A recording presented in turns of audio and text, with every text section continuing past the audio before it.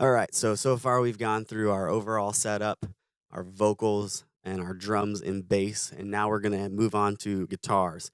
Now I don't do any processing on guitars on Pro Tools except for an amp simulator. Let me explain how that's set up. We usually have two guitarists on stage, electric guitars, and then we have some acoustics. But pertains to the electric guitars. The two electric guitars, they run their pedal board out into a direct box. So we use radial direct boxes. So they run the pedal board out to the direct box, and then that is then sent to the broadcast studio.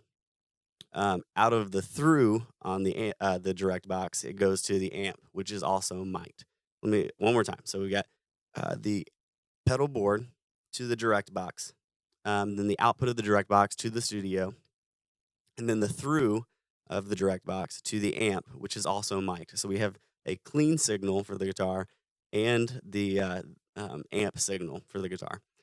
Um, the amp mic signal for the guitar. So we've got clean and amped mic signal that comes back to the studio, two channels for each guitar.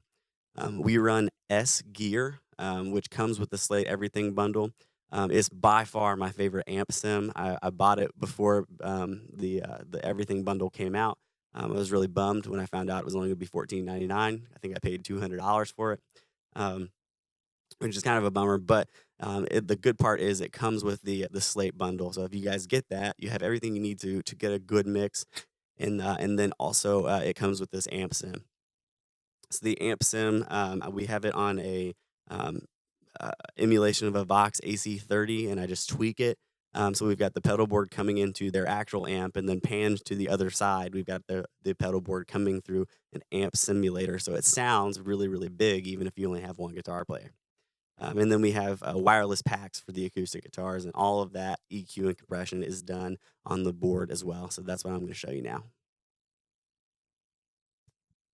So the guitar channels are linked together, and guitar one would have guitar 1 1 and guitar 1 2, as you can see up here on the screen.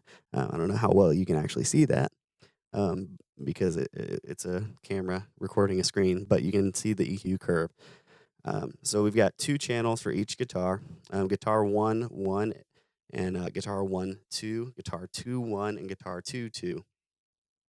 So I take basically all of the high end out of the guitar. I'm doing a high cut, so a low pass filter at 4.5K.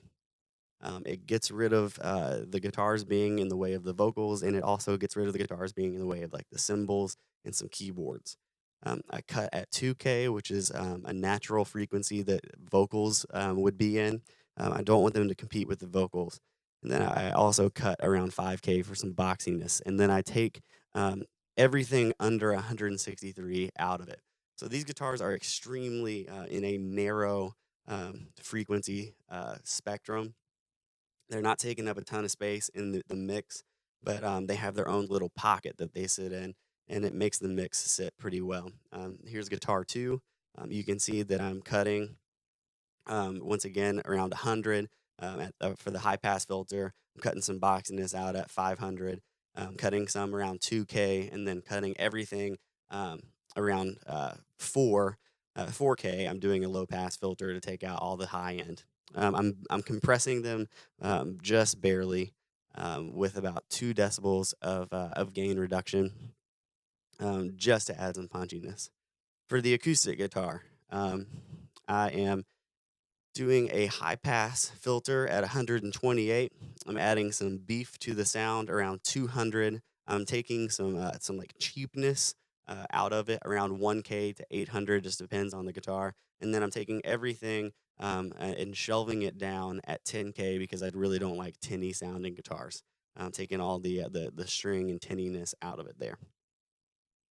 Um, as far as the track goes, I do a little bit of well, first of all, we play with click tracks, and we have some extra keyboard parts and some special effects that go in our stereo track. I link them together on the board and EQ them the same way. No compression, just some low cut to get rid of anything in the low end that would mess with the kick drum and bass. And then at 400, take out some boxiness, and at 2K, I take out a little pocket to make sure that the vocals will sit as well. So yeah, that's basically all I do for guitars and track. It's not a whole lot of processing, but we want to make sure everything fits in their own little pocket in the sound spectrum. That's why we're doing lots of high passing, doing lots of low passing, lots of cuts and boosts to complement each other. I hope that's helpful. The next thing we're going to do is talk about effects, and then we're ready to go. So thanks, guys.